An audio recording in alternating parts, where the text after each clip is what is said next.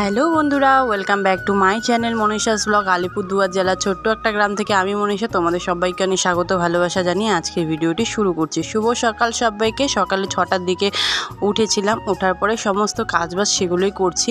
আর এদিকে দেখো, এটা এখন আমাকে পরিষ্কার করতে হবে। কালকে হালকা ফুলকা ঝেড়েছি, তবে আজকে জল দিয়ে ভালো করে পরিষ্কার করে নেব। ঘরের অধিকাংশ জিনিসই এলোমেলো হয়ে আছে। কারণটা হচ্ছে যেহেতু দুর্গাপুজো আর তারপর পড়েছে হলো ভাদ্র মাস, তাই ভাবলাম বড়বাবুর আসার সুযোগে একটু ঘরটাকে ভালো করে ঝেড়ে মুছে কুছে পরিষ্কার করে নেওয়া যাক। তাই সমস্ত কিছু একদম ধুয়ে মুছে সব কিছু একদম উপরে শুকোতে দিয়ে দেওয়া হয়ে গেছে। আর এখন তো বন্ধুরা, ঘরের সমস্ত কাজবাজ কমপ্লিট, ধোয়া কাচা সব কিছু কমপ্লিট হয়ে গেছে। পরে আর কি গুছানো হবে, আমি তোমাদের ব্যাক ক্যামেরা করে দেখাবো। তো স্নান করে আসলাম আর এখন খাবো আমি। তো দেখাই তোমাদের যে এই যে দেখতে পাচ্ছ সব কিছু একদম বের করে দিয়ে দিয়েছি। আর রোদটাও কিন্তু আজকে সেই প্রচণ্ড পরিমাণে, গরমও খুব। আর এদিকে সমস্ত কিছু এখনও গুছানো হয়নি, যখন গুছাবো অবশ্যই তোমাদের সাথে শেয়ার করব। সব কিছু বাইরে রাখা আছে।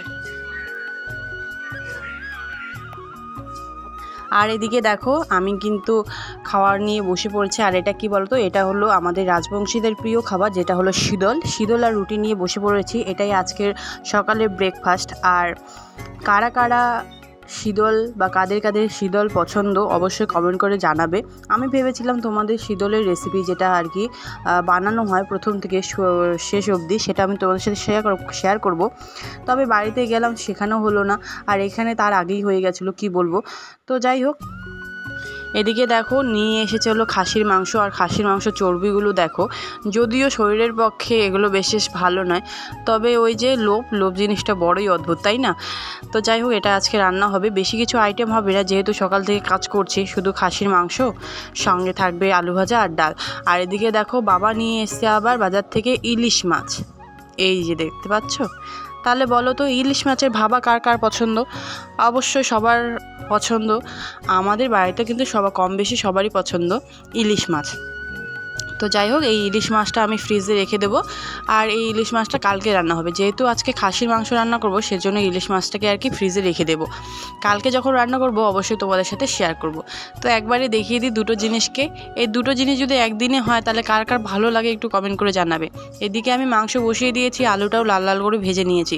পেঁয়াজগুলো ভাজতে বসিয়ে দিয়েছি। এই দেখো, পেঁয়াজগুলো প্রায় ভাজা হয়ে যাচ্ছে। তো চলো, আজকে পুরোটা শেয়ার করতে না পারলেও অল্প অল্প করে শেয়ার করার চেষ্টা করব। কারণটা হচ্ছে ভিভান আছে, তার মধ্যে বড়বাবু বাড়িতে এসেছে, তাদেরকেও তো একটু টাইম দিতে হবে, তাই না, রান্নার সঙ্গে সঙ্গে। এদিকে আমি মশলা বাটা শুরু করে দিয়েছি। জিরা বাটা প্রায় কমপ্লিট হয়ে গেছে, এখন আদাটা বেটে নিলেই আমার মশলা বাটা কমপ্লিট। এদিকে দেখো, পেঁয়াজগুলো ভাজা হয়ে গেছে। তারপরে মাংসগুলো যেগুলো আমি বেছে কুচে কেটে ধুয়ে রেখে দিয়েছিলাম, সেগুলোই আর কি দিয়ে দিলাম। তো যাই হোক, এদিকে কিন্তু সলিড পিস অল্প, তেল আর মাংস দুটো মিক্সড করে ওই পিসগুলোই আর কি একটু বেশি, দেখতেই পাচ্ছ, অল্প বেশি সবাই। এবার মাংসটা আমি রান্না করব। আসলে কি হয়েছে আজকে জানো তো, মাংসটা একটু মানে আমার দিক দিয়ে ঠিকই ছিল, কিন্তু আমার বাড়ির দিক দিয়ে কারোই ভালো লাগছিল না বলে। কারণ বাড়িতে গিয়ে আমাদের বাড়িতে সবসময় নর্মালি খাওয়া দাওয়ার চলতো, তোমরা তো দেখেছো, তেল কম, মশলা কম, লঙ্কা কম। তো সেখানে আমি 1.5-2 মাস ধরে খেতে খেতে এমনই অবস্থা হয়ে গেছে যে এখানে এসে আমাকে আর কি এমন কি বলবো, সাদামাটাভাবে রান্না করছি যে কারোই পছন্দ হয়নি। তো যাই হোক, তোমাদের কার কার এমনি এমন সিম্পলভাবে রান্নাবান্না পছন্দ অবশ্যই কমেন্ট করে জানাবে। কারণ তোমাদের এক একটা কমেন্ট আমাকে অনেকটাই সাহস আর আনন্দিত করে আরও এগিয়ে যেতে, আরও নতুন নতুন ভিডিও দিতে। তো দেখো, ফাইনালি আমি মাংসতে জল দিয়ে দিয়েছি। মাংসটা একটু জলটা কমিয়ে নিলেই আর কি হয়ে যাবে। গরম মশলা আমি আগেই ফোড়নে দিয়ে দিয়েছিলাম, তাই এক্সট্রা করে কোনো গরম মশলাই অ্যাড করব না আমি। তোমরা পারলে দিতে পারো, তবে আমি কোনো গরম মশলা অ্যাড করিনি। তো দেখো, প্রচণ্ড পরিমাণে গরমে পুরো ঘামাঘামি অবস্থা, আর পুরো ভিজে গেছি। তো যাই হোক, কয়েকদিন ধরে তো অনেক রকমের প্রচণ্ড পরিমাণে গরম হচ্ছে, এর জন্য অনেকটা বিরক্ত লাগছে। তবে কিচ্ছু করার নেই। জানো তো, অদ্ভুত একটা কাণ্ড, যেখানে আমার কোনোদিনই আর কি ঘামাচি ওঠে না, সেখানে আমার হাতে, গলায়, কাঁধে সবখানে একদম ঘামাচি দিয়ে ভর্তি। তো এদিকে দেখো, মাংসটা আমি নামিয়ে নিয়েছি আর তোমাদের সাথে একটু শেয়ারও করে দিলাম। অবশ্যই কমেন্ট করে জানিও এরকম লঙ্কার গুঁড়ো, বেশি মশলা, বেশি তেল ঝাল ছাড়া মাংস কার কার পছন্দ অবশ্যই কমেন্ট করে জানিও, কেমন?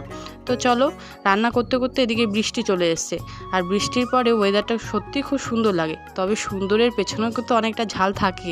কারণটা কি দাঁড়াও বলছি। সেটা হলো আমাদের যেহেতু ছাদের বাড়ি, সকাল থেকে বিকেল অবধি মানে 5টা অবধি প্রচণ্ড পরিমাণে রোদ থাকে, রোদ পায়। সে খাওয়া দাওয়া ফাইনালি কমপ্লিট হয়ে গেল। সারাদিনে একদম সময় পাইনি ভালো করে ভিডিওটা করার। দাঁড়াও তোমাদের ঘরের অবস্থাটা একটু দেখাই কি অবস্থায় আছে ঘর।